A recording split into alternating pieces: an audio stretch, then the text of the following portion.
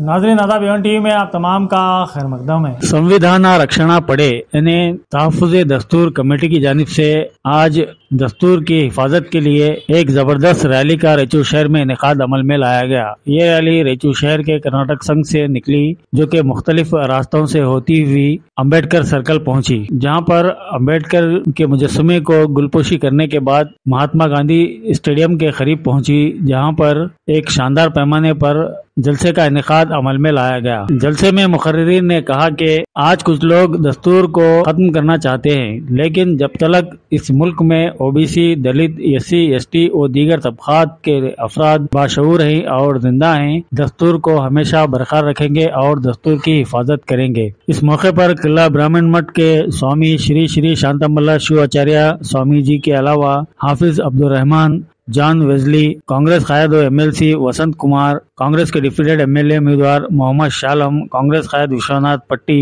Janata Dal yes के district president वीरपाक्षी, SDPI कायद Akbar नागुंडी, SDPI की women leader Fardana Khanam, Congress कायद doctor Razzaq उस्ताद और कई कायदीन भी मौजूद थे।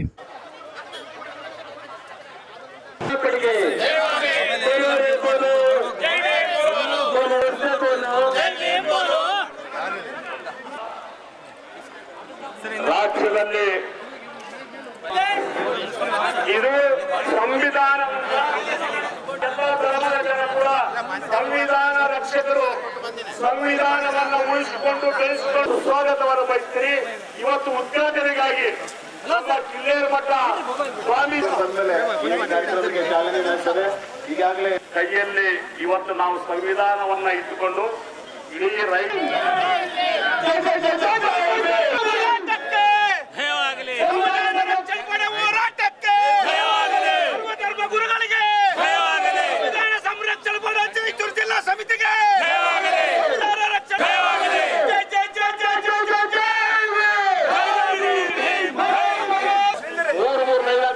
ಯಾರು ಕೂಡ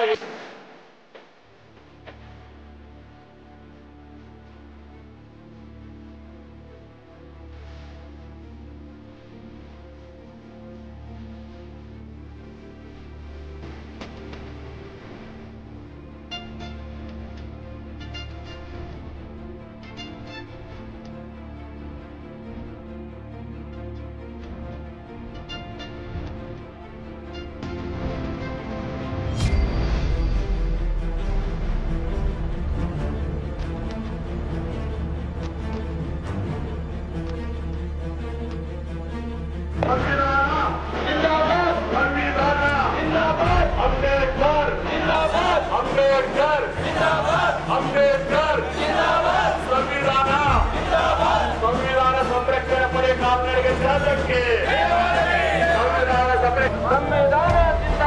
ಸಂವಿಧಾನ ಸಂರಕ್ಷಣೆ ಪಡೆ ಕಾಲ್ನಡಿಗೆ ಜಾಥಾಕ್ಕೆ, ಜಯವಾಗಲಿ ಜಯವಾಗಲಿ ಸಂವಿಧಾನ ಸಂರಕ್ಷಣೆ ಪಡೆಯ ಕಾಲ್ನಡಿಗೆ ಜಾಥಾಕ್ಕೆ, ಜಯವಾಗಲಿ ಜಯವಾಗಲಿ ಸಂವಿಧಾನ ಸಂರಕ್ಷಣೆ ಪಡೆಯ ಕಾಲ್ನಡಿಗೆ ಜಾಥಾಕ್ಕೆ, ಜಯವಾಗಲಿ ಜಯವಾಗಲಿ ದಯವಿಟ್ಟು ಸಂವಿಧಾನ ಪಡೆಯ ಕಾಲ್ನಡಿಗೆ ಜಾಥಾಕ್ಕೆ, ಸಂವಿಧಾನ ಸಂರಕ್ಷಣೆ ಪರ ಹೋರಾಟ ಸಮಿತಿಗೆ, ಜಯವಾಗಲಿ ಸಂವಿಧಾನ ಸಂರಕ್ಷಣೆ ಪರ ಹೋರಾಟಕ್ಕೆ, ಸಂವಿಧಾನ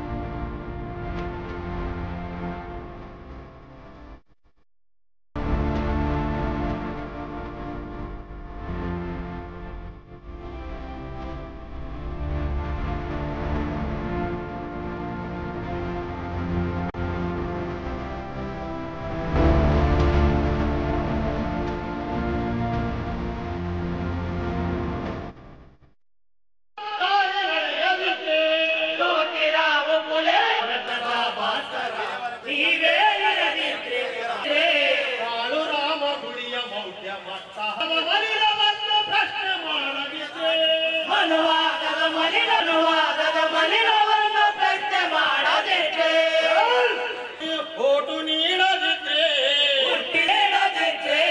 ಇಂದು ಕೋಡು ಬಿಲ್ಲನ್ನ ನೀವು ಬರೆ 1949 ಇಸ್ವಿಯ ನವೆಂಬರ್ ತಿಂಗಳ ಪ್ರತಿಯೊಬ್ಬರಿಗೂ ಓಟು ನೀಡದಿದ್ರೆ ಇಂದು ಕೋಡು ಬಿಲ್ಲನ್ನ ನೀವು ಬರೆಯದಿದ್ರೆ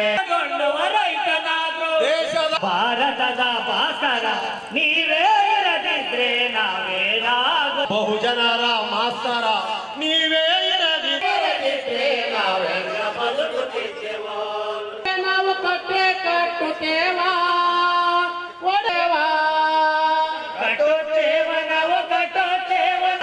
ನಾವು ಕನಸು ಕಟ್ಟುತ್ತೇವ ನಾವು ಮನಸ್ಸು ಕಟ್ಟುತ್ತೇವ ಗಣರಾಜ್ಯವನ್ನಾಗಿ ರೂಪಿಸುವುದಕ್ಕಾಗಿ ಭಾರತದ ಎಲ್ಲಾ ಪ್ರಜೆ ಸಾಮಾಜಿಕ ಆರ್ಥಿಕ ಮತ್ತು ವಿಚಾರ ಅಭಿವ್ಯಕ್ತಿ ಉಪಾಸನೆಯ ಸ್ವಾತಂತ್ರ್ಯವನ್ನು ಸ್ಥಾನಮಾನ ಮತ್ತು ಅವಕಾಶಗಳಲ್ಲಿ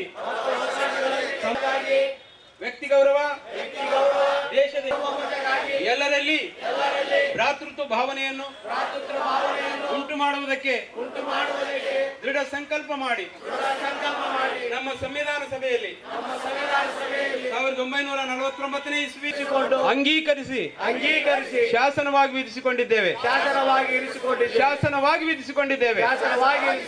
ಕಾನೂನಾಗಿ ಬಂಧುಗಳೇ ಮಧ್ಯಾಹ್ನದ ಶುಭಾಶಯಗಳು. ಇಂದು ಸಂವಿಧಾನ ಸಂರಕ್ಷಣಾ ಪಡೆ ರಾಯಚೂರು ಕಡೆಯಿಂದ ಸಂವಿಧಾನ ಜಾಗೃತಿ ಪಥ ಜಾಥಾವನ್ನು ಹಮ್ಮಿಕೊಳ್ಳಲಾಗಿದೆ. ಅದರಲ್ಲಿ ಎಲ್ಲರೂ ತುಂಬಾ ಹುರುಪಿನಿಂದ ಭಾಗವಹಿಸಿದ್ದೀರಾ. ಹಾಗೂ ಮುಂಚಿತವಾಗಿ ಒಂದು ಹಾಡನ್ನು ಹಾಡಿದ್ರು. ಅದು ನಾನು ಬಾಬಾ ಸಾಹೇಬ್ ಅಂಬೇಡ್ಕರ್ ಅವರ ಯಶೋಗಾಥೆಗಿಂತ ನಮ್ಮ ದೇಶದ ಯಶೋಗಾಥೆ ಹಾಡಿದ್ದಾರೆ ಅಂತ ಹೇಳಲು ಬಯಸುತ್ತೇನೆ. ಅದರಲ್ಲಿ ತುಂಬಾ ಅರ್ಥಗರ್ಭಿತವಾಗಿ ಅವರು ಅನುಭವಿಸಿದ ನೋವುಗಳನ್ನು, ಅವರು ಎದುರಿಸಿದ ಸವಾಲುಗಳನ್ನು ಎಲ್ಲವನ್ನು ತುಂಬಾ ಚೆನ್ನಾಗಿ ಅರ್ಥ ಮಾಡಿಕೊಟ್ಟಿದ್ದಾರೆ. ನಮಗೆ ಅವರ ಜೀವನವೇ ಆ ದೃಶ್ಯ ಕಂಡಂತಾಯಿತು. ನನ್ನ ಸಹೋದರರಿಗೆ ಧನ್ಯವಾದಗಳು ಆ ರೀತಿ ನಮಗೆ ತಿಳಿಪಡಿಸಿದ್ದಕ್ಕೆ. ಭಾರತ ಸಂವಿಧಾನದ ಮಹತ್ವವನ್ನು ಇಲ್ಲಿ ಹೇಳಲು ನಾನು ಬಯಸುತ್ತೇನೆ.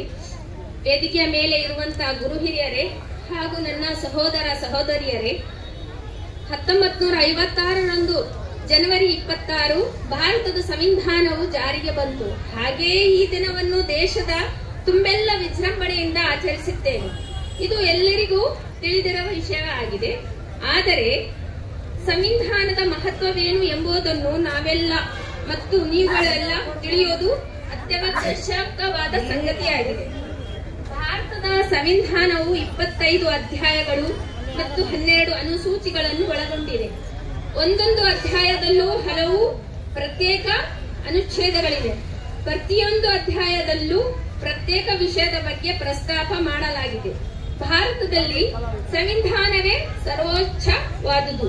ಸಂವಿಧಾನದ ಮೂಲಭೂತ ತತ್ವಗಳು, ಆಶಯಗಳು ಮತ್ತು ಸಿದ್ಧಾಂತಗಳನ್ನು ಸಾರಾಂಶ ರೂಪದಲ್ಲಿ ತಿಳಿಸುವ ಪೀಠಿಕೆಯನ್ನು ಸಂವಿಧಾನದ ಪ್ರಸ್ತಾವನೆ ಎಂದು ಕರೆಯಲಾಗಿದೆ.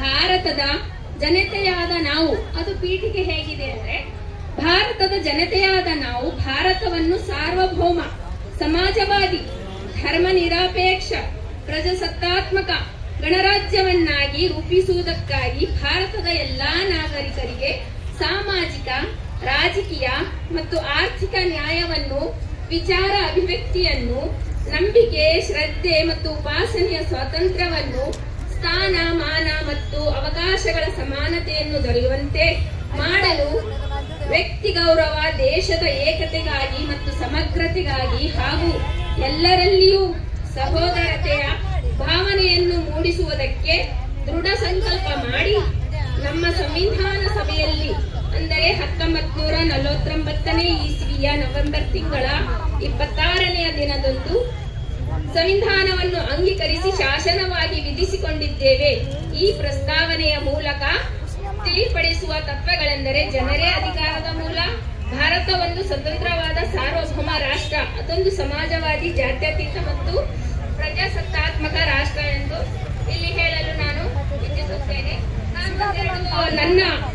ನನಗೆ ಬಾಬಾ ಸಾಹೇಬ್ ಅಂಬೇಡ್ಕರ್ ಅವರ ಬಗ್ಗೆ ಚೆನ್ನಾಗಿ ಇರುವ ಒಂದೆರಡು ಮಾತುಗಳನ್ನು ಹೇಳಲು ಇಷ್ಟಪಡುತ್ತೇನೆ. ತಾವೆಲ್ಲರೂ ಆಲಿಸಬೇಕಾಗಿ ವಿನಂತಿ ತಮ್ಮಲ್ಲಿ. ನಮ್ಮ ದೇಶಕ್ಕಾಗಿ ಅವರು ಹೇಳಿದ್ರು ಹಾಡಿನ ಮೂಲಕ, ಅದು ಅವ್ರು ಬರದೇ ಇದ್ರೆ ಏನಾಗ್ತಿತ್ತು, ಮಹಿಳೆಯರ ಬಗ್ಗೆನೂ ಚೆನ್ನಾಗಿ ಅವರು ಮಹಿಳೆಯರ ಗೌರವವನ್ನು ಕುರಿತು, ಹಕ್ಕು ಮತ್ತು ಕರ್ತವ್ಯಗಳನ್ನು ಎಲ್ಲವನ್ನು ಚೆನ್ನಾಗಿ ಸುದೀರ್ಘವಾಗಿ ಬರೆದಿದ್ದಾರೆ. ಅದನ್ನು ನಾವು ಇಲ್ಲಿ ನೋಡಿ ತಿಳಿಯೋಣ. ಯಾವ ವ್ಯಕ್ತಿಗೆ ಭಾರತದಲ್ಲಿ ಪುಸ್ತಕ ಓದಲು ಬಿಡಲಿಲ್ಲವೋ ಆ ವ್ಯಕ್ತಿ ಒಂದು ಪುಸ್ತಕ ಬರೆದ. ಆ ಪುಸ್ತಕದಿಂದಲೇ ಭಾರತ ನಡೆಯುತ್ತಿದೆ. ಅದೇ ಭಾರತ ಸಂವಿಧಾನ. ಸಂವಿಧಾನ ಸತ್ತವರ ಬಗ್ಗೆ ಬರೆದಿರುವ ಚರಿತ್ರೆಯಲ್ಲ, ಅದು ಜನರ ಬದುಕು ಕಟ್ಟುವ ಮಹಾನ್ ಗ್ರಂಥ. ಕೋಟಿ ಇದ್ದರೂ ನಿನಗೆ ಕೈ ಮುಗಿದು ಓಟು ಕೇಳುತ್ತಾರೆ ಎಂದರೆ ಆ ಓಟಿಗೆ ಬೆಲೆ ಕಟ್ಟಲಾಗದು. ಸಂವಿಧಾನ ರಕ್ಷಣೆ ಮಾಡಿ ಪ್ರಜಾಪ್ರಭುತ್ವವನ್ನು ಉಳಿಸೋಣ. ಸೂಕ್ತ ನಾಯಕರನ್ನು ಮಂದಿರ ಅಥವಾ ಕೃಷ್ಣನ ಮಂದಿರದಲ್ಲಿ ಪೂಜಾರಿಗಳಾಗುವುದು ಸಾಧ್ಯವಿಲ್ಲ. ಶೂದ್ರರು ಈ ದೇಶದ ರಾಮ ಮಂದಿರ ಅಥವಾ ಕೃಷ್ಣನ ಮಂದಿರದಲ್ಲಿ ಪೂಜಾರಿಗಳಾಗುವುದು ಸಾಧ್ಯವಿಲ್ಲ. ಆದರೆ ಅವರು ಸಂವಿಧಾನದ ನೆರವಿನಿಂದ ಈ ದೇಶದ ಪ್ರಧಾನಿಗಳಾಗಬಹುದು. ರಾಜಕೀಯ ಎಂಬ ದೇಹಕ್ಕೆ ಕಾನೂನು ಮತ್ತು ಸುವ್ಯವಸ್ಥೆಗಳೇ ಔಷಧಿಗಳಾಗಿವೆ. ರಾಜಕೀಯ ಎಂಬ ದೇಹಕ್ಕೆ ಕಾನೂನು ಮತ್ತು ಸುವ್ಯವಸ್ಥೆಗಳೇ ಔಷಧಿಗಳಾಗಿವೆ. ರಾಜಕೀಯಕ್ಕೆ ಕಾಯಿಲೆ ಬಂದಾಗ ಈ ಔಷಧಗಳನ್ನು ಕೊಡಲೇಬೇಕಾಗುತ್ತದೆ ಎಂದು ಹೇಳುತ್ತಾ ನನ್ನ ಈ ಒಂದೆರಡು ಮಾತನ್ನು ಮುಗಿಸುತ್ತೇನೆ. ಎಲ್ಲರಿಗೂ ಧನ್ಯವಾದ. ದೇಶದ ಯಶೋಗಾಥೆ ಹಾಡಿದ್ದಾರೆ ಅಂತ ಹೇಳಲು ಬಯಸುತ್ತೇನೆ. ಅದರಲ್ಲಿ ತುಂಬಾ ಅರ್ಥಗರ್ಭಿತವಾಗಿ ಅವರು ಅನುಭವಿಸಿದ ನೋವುಗಳನ್ನು, ಅವರು ಎದುರಿಸಿದ ಸವಾಲುಗಳನ್ನು ಎಲ್ಲವನ್ನು ತುಂಬಾ ಚೆನ್ನಾಗಿ ಅರ್ಥ ಮಾಡಿಕೊಟ್ಟಿದ್ದಾರೆ. ನಮಗೆ ಅವರ ಜೀವನವೇ ಆ ದೃಶ್ಯ ಕಂಡಂತಾಯಿತು. ನನ್ನ ಸಹೋದರರಿಗೆ ಧನ್ಯವಾದಗಳು ಆ ರೀತಿ ನಮಗೆ ತಿಳಿಪಡಿಸಿದ್ದಕ್ಕೆ. ಭಾರತ ಸಂವಿಧಾನದ ಮಹತ್ವವನ್ನು ಇಲ್ಲಿ ಹೇಳಲು ನಾನು ಬಯಸುತ್ತೇನೆ. ವೇದಿಕೆಯ ಮೇಲೆ ಇರುವಂತಹ 56ರಂದು ಜನವರಿ 26 ಭಾರತದ ಸಂವಿಧಾನವು ಜಾರಿಗೆ ಬಂತು. ಹಾಗೆಯೇ ಈ ದಿನವನ್ನು ದೇಶದ ತುಂಬೆಲ್ಲ ವಿಜೃಂಭಣೆಯಿಂದ ಆಚರಿಸುತ್ತೇವೆ. ಇದು ಎಲ್ಲರಿಗೂ ತಿಳಿದಿರುವ ವಿಷಯವಾಗಿದೆ. ಆದರೆ ಸಂವಿಧಾನದ ಮಹತ್ವವೇನು ಎಂಬುದನ್ನು ನಾವೆಲ್ಲ ಮತ್ತು ನೀವುಗಳೆಲ್ಲ ತಿಳಿಯೋದು ಅತ್ಯವಶ್ಯಕವಾದ ಸಂಗತಿಯಾಗಿದೆ. ಭಾರತದ ಸಂವಿಧಾನವು 25 ಅಧ್ಯಾಯಗಳು ಮತ್ತು 12 ಅನುಸೂಚಿಗಳನ್ನು ಒಳಗೊಂಡಿದೆ. ಒಂದೊಂದು ಅಧ್ಯಾಯದಲ್ಲೂ ಹಲವು ಪ್ರತ್ಯೇಕ ಅನುಚ್ಛೇದಗಳಿವೆ. ಪ್ರತಿಯೊಂದು ಅಧ್ಯಾಯದಲ್ಲೂ ಪ್ರತ್ಯೇಕ ವಿಷಯದ ಬಗ್ಗೆ ಪ್ರಸ್ತಾಪ ಮಾಡಲಾಗಿದೆ. ಭಾರತದಲ್ಲಿ ಸಂವಿಧಾನವೇ ಸರ್ವೋಚ್ಚವಾದುದು. ಸಂವಿಧಾನದ ಮೂಲಭೂತ ತತ್ವಗಳು, ಆಶಯಗಳು ಮತ್ತು ಸಿದ್ಧಾಂತಗಳನ್ನು ಸಾರಾಂಶ ರೂಪದಲ್ಲಿ ತಿಳಿಸುವ ಪೀಠಿಕೆಯನ್ನು ಸಂವಿಧಾನದ ಪ್ರಸ್ತಾವನೆ ಎಂದು ಕರೆಯಲಾಗಿದೆ. ಭಾರತದ ಜನತೆಯಾದ ನಾವು, ಅದು ಪೀಠಿಕೆ ಹೇಗಿದೆ ಅಂದರೆ, ಭಾರತದ ಜನತೆಯಾದ ನಾವು ಭಾರತವನ್ನು ಸಾರ್ವಭೌಮ, ಸಮಾಜವಾದಿ, ಧರ್ಮ ನಿರಪೇಕ್ಷ, ಪ್ರಜಾಸತ್ತಾತ್ಮಕ ಗಣರಾಜ್ಯವನ್ನಾಗಿ ರೂಪಿಸುವುದಕ್ಕಾಗಿ ಭಾರತದ ಎಲ್ಲಾ ನಾಗರಿಕರಿಗೆ ಸಾಮಾಜಿಕ, ರಾಜಕೀಯ ಮತ್ತು ಆರ್ಥಿಕ ನ್ಯಾಯವನ್ನು, ವಿಚಾರ ಅಭಿವ್ಯಕ್ತಿಯನ್ನು, ನಂಬಿಕೆ, ಶ್ರದ್ಧೆ ಮತ್ತು ಉಪಾಸನೆಯ ಸ್ವಾತಂತ್ರ್ಯವನ್ನು, ಸ್ಥಾನ ಮಾನ ಮತ್ತು ಅವಕಾಶಗಳ ಸಮಾನತೆಯನ್ನು ದೊರೆಯುವಂತೆ ಮಾಡಲು, ವ್ಯಕ್ತಿ ಗೌರವ, ದೇಶದ ಏಕತೆಗಾಗಿ ಮತ್ತು ಸಮಗ್ರತೆಗಾಗಿ ಹಾಗೂ ಎಲ್ಲರಲ್ಲಿಯೂ ಸಹೋದರತೆಯ ಭಾವನೆಯನ್ನು ಮೂಡಿಸುವುದಕ್ಕೆ ದೃಢ ಸಂಕಲ್ಪ ಮಾಡಿ ನಮ್ಮ ಇದು ಅಂತ್ಯವಲ್ಲ. ಎಲ್ಲಿವರೆಗೂ ನಮ್ಮ ಸಮಾಜದ ದಲಿತರು, ಹಿಂದುಳಿದ ವರ್ಗ, ಎಲ್ಲ ಸಮಾಜದವರು ಎಲ್ಲಿವರೆಗೂ ನಾವು ಜೀವಂತವಾಗಿರ್ತೀವೋ ಅಲ್ಲಿವರೆಗೂ ನಾವು ಈ ಸಂವಿಧಾನವನ್ನು ಕಾಪಾಡಿಕೊಳ್ಬೇಕಾಗಿದೆ. ಯಾಕಂದರೆ ಬಂಧುಗಳೇ, ನಮ್ಮೆಲ್ಲರಿಗೂ ಗೊತ್ತಿದ್ದಂಗೆ ಸಂವಿಧಾನವನ್ನು ಬದಲಾವಣೆ ಮಾಡಬೇಕು, ಸಂವಿಧಾನವನ್ನು ತಿದ್ದುಪಡಿ ಮಾಡಬೇಕು, ಸಂವಿಧಾನ ಕಿತ್ತೊಗಿಲಿಕ್ಕೆ ನಾವಿದ್ದೀವಿ ಅಂತೇಳಿ ಕೆಲವು ಕುತಂತ್ರಿಗಳು, ಮನುವಾದಿಗಳು ಹೇಳ್ತಾ ಇದ್ದಾರೆ. ಹಾಗಾಗಿ ನಾವು ರಾಯಚೂರು ಜಿಲ್ಲೆಯಿಂದನೇ ಆರಂಭ ಮಾಡಿದ್ದೇವೆ. ಈ ಸಂವಿಧಾನ ಸಂರಕ್ಷಣೆ ಪಡೆ ರಾಯಚೂರಿನಿಂದ ಏನು ಆರಂಭವಾಗಿದೆ, ಇಡೀ ರಾಜ್ಯ ಮಟ್ಟದಲ್ಲಿ, ರಾಷ್ಟ್ರ ಮಟ್ಟದಲ್ಲಿ ಇದು ಕಾಣಲಿದೆ. ಮತ್ತು ಮುಂದಿನ ದಿನಗಳಲ್ಲಿ ಅತಿ ವಿಜೃಂಭಣೆಯಿಂದ ಎಲ್ಲ ಜಿಲ್ಲೆಗಳಲ್ಲಿ ನಮ್ಮ ಬಂಧುಗಳು ಈ ಸಂವಿಧಾನ ಸಂರಕ್ಷಣಾ ಪಡೆಯಿಂದ ಹಮ್ಮಿಕೊಂಡು ಎಲ್ಲರನ್ನು ಒಗ್ಗೂಡಿಸಿ ಅದ್ದೂರಿಯಾಗಿ ಕಾರ್ಯಕ್ರಮವನ್ನು ಮಾಡಬೇಕಂತೇಳಿ ನೀವೆಲ್ಲರೂ ಸಹಕಾರ ಮಾಡಿದ್ದೀರಾ. ಎಲ್ಲರಿಗೂ ಎಲ್ಲ ಸಮಾಜದವರಿಗೂ ವಂದನೆಗಳು ಸಲ್ಲಿಸ್ತಾ ಇದೆ. ಸತ್ಯನಾಥ್ ಸ್ಥಾಪಕ ಬುದ್ಧ ಅವರಿಂದ ನಾನು ಈ ಮೌಲ್ಯಗಳನ್ನು ತಗೊಂಡಿವಿ ಅಂತ ಹೇಳ್ತಾರೆ. ಅದಕ್ಕೆ ಈ ಪಡೆಯನ್ನು ರಚನೆ ಮಾಡಿಕೊಂಡು ಈ ಸಂವಿಧಾನ ವಿರೋಧಿಗಳ ಒಂದು ಶಕ್ತಿ ಬಲಿಷ್ಠ ಆಗಿದೆ. ಅವರು ಏನೇನೋ ಮಾಡಿ ನಾವು ಇಷ್ಟು ಬಲಿಷ್ಠ ಆಗಿದ್ದೀವಿ, ನಮ್ಗೆ ಅಷ್ಟು ವರ್ಷ ಆಯಿತು, ಇಷ್ಟು ವರ್ಷ ಆಯಿತು, ನಾವು ಇದನ್ನು ತೆಗೆದೇ ಬಿಡ್ತೀವಿ ಅನ್ನೋಂಥ ಏನು ಹೊಂಟಿದಾರ ಅವರಿಗೆ ನಾವು ಸಂವಿಧಾನದ ಪರವಾಗಿರ್ತಕ್ಕಂಥ ಜನಗಳು ಈ ದೇಶದಲ್ಲಿ ಇದ್ದಾರ. ಆ ಜನಗಳು ಈ ಸಂವಿಧಾನವನ್ನ ಉಳಿಸ್ಕೊಳ್ಳೋದ್ರ ಭಾಗವಾಗಿನೇ ಇಲ್ಲಿ ನಾವೆಲ್ಲ ಸೇರಿದ್ದೀವಿ ಅಂತ ಅನ್ನೋದನ್ನ ನಿಮ್ಗೆ ಹೇಳ್ತೀವಿ. ನಿಮ್ಮ ಸಂಖ್ಯೆ ಇವತ್ತು ಸಂವಿಧಾನದ ಪರವಾಗಿರೋಂಥ ಸಂಖ್ಯೆ ಅಂತ ಅನ್ನೋದನ್ನ ಮತ್ತೆ ನಾವು ಹೇಳಲಿಕ್ಕೆ ಇಷ್ಟಪಡ್ತೀವಿ. ಈ ನೀಲಿ ಅಂದ್ರೆ ನಾನೊಂದು ಶಾಲೆಗೆ ಹೋಗಿದ್ದೆ ಬಂಧುಗಳೇ, ಎಲ್ಲರೂ ಬೇರೆ ಬೇರೆ ಶಾಲೆ ಹಾಕ್ಯಂತಾರ, ನೀವ್ಯಾಕೆ ನೀಲಿ ಹಾಕಿರಿ ಅಂತ ಕೇಳಿದ್ರು. ಒಂದು ಹುಡುಗರಿ 8ನೇ ತರಗತಿ ಹುಡುಗ ಕೇಳ್ದ, ಸಾಬ್ರೆ ನೀವು ನೀಲಿ ಯಾಕೆ ಹಾಕಿದ್ರಿ, ಯಾವ್ದಾದ್ರು ಬೇರೆ ಕಲರ್ ಹಾಕೊಂಡ್ರು ನೀಲಿ ಯಾಕೆ ಹಾಕೊಂಡಿದ್ರು ಅಂತ. ನಾನು ಹೇಳಿದೆ ಇದು ಹೆಂಗ್ ಕಾಣ್ತದಪ್ಪ ಅಂತಂದೆ. ಆಕಾಶ ಕಣ್ಣಂಗೆ ಆಗ್ತದೆ ಸರ್ ಅಂತಂದು. ಮತ್ತೆ ಹೆಂಗ್ ಕಾಣ್ತದೆ ಅಂತಂದೆ. ಸಮುದ್ರ ಕಣ್ಣಂಗೆ ಆಗ್ತದೆ ಅಂತಂದು. ಆಕಾಶ ಮತ್ತು ಸಮುದ್ರ ಏನ್ ಹೇಳ್ತಾವಂದ್ರೆ ಸಮಾನತೆ ಹೇಳ್ತಾವ ಸರ್ ಅಂತ. ಸಮಾನತೆ ಸಂಕೇತ ಇದು ಅಂತ ಹೇಳಿದ್ವಿ. ನೀರು ಮತ್ತು ನೀಲಿ ಸಮಾನತೆಯ ಸಂಕೇತ. ಮನುಷ್ಯರಲ್ಲಿ ಎಲ್ಲರನ್ನೂ ಒಂದೇ ರೀತಿ ಕಾಣುವಂತ ಗುಣ ಯಾರಲ್ಲಿ ಅದಪ್ಪ ತಮ್ಮ ಅಂತ ಕೇಳಿದೆ. ಸರ್ ತಾಯಿಯಲ್ಲಿ ಆಗ ಸರ್, ಅವ್ರು ಕಳ್ಳಿರ್ಲಿ ಸುಳ್ಳಿರ್ಲಿ ಏನೇ ಇರ್ಲಿ ತಾಯಿ ಮಾತ್ರ ಎಲ್ಲರನ್ನು ಸಮಾನವಾಗಿ ಕಾಣ್ತಾಳ ಅಂತ ಹೇಳಿದ್ರು. ಇದು ತಾಯಿ ಗುಣಪ್ಪ. ನೀಲಿ ಅಂದ್ರೆ ತಾಯಿ, ನೀಲಿ ಅಂದ್ರೆ ಸಮಾನತೆ, ನೀಲಿ ಅಂದ್ರೆ ತಾಯಿ ಅನ್ನಂತ ಮಾತನ್ನ ಆ ಹುಡುಗನಿಂದ ಕಲಿಲಿಕ್ಕೆ ಸಾಧ್ಯತೆ ಆಯ್ತು. ಹಾಗಾಗಿನೇ ಮಾತುಗಳನ್ನ ಅಂದ್ರೆ ಪ್ರಾಸ್ತಾವಿಕ ಮಾತುಗಳನ್ನ ನಾವು ಸಂವಿಧಾನದ ಪರವಾದಂತ ಧ್ವನಿ ಇನ್ನೂ ಜೀವಂತ ಇದೆ ಈ ದೇಶದಲ್ಲಿ ಅಂತ ತೋರಿಸಲಿಕ್ಕೆ ನಾವು ಇವತ್ತು ಈ ಕಾರ್ಯಕ್ರಮ ಪ್ರಾರಂಭ ಮಾಡಿದೀವಿ. ಬಹಳ ಪ್ರಮುಖವಾಗಿ ಸಂವಿಧಾನದ ಫಲಾನುಭವಿಗಳಾದಂತ ನಾವು ಸಂವಿಧಾನ ಏನು ಕೊಟ್ಟಿದೆ ಅಂತ ಗೊತ್ತಿಲ್ಲ. ಹಾಗಾಗಿನೇ ಸಂವಿಧಾನ ಏನು ಕೊಟ್ಟಿದೆ ಅಂತ ಗೊತ್ತಿದ್ದವರು ಸಂವಿಧಾನದ ಬಗ್ಗೆ ವಿರೋಧ ಮಾತುಗಳನ್ನು ಆಡ್ತಾರೆ. ಅವರು ಬಲಿಷ್ಠ ಆಗಿದ್ದಾರೆ. ಹಾಗಾಗಿ ನಾವು ಈ ಸಂವಿಧಾನ ರಕ್ಷಣಾ ಪಡೆಯಿಂದ ಸಂರಕ್ಷಣಾ ಪಡೆಯಿಂದ ಈ ಸಂವಿಧಾನದ ಬಗ್ಗೆ ತಿಳುವಳಿಕೆಯನ್ನು ಕೊಡಬೇಕು ಅಂತ ಶುರು ಮಾಡಿದೀವಿ. ಹಾಗಾಗಿ ಈಗ ನಾವು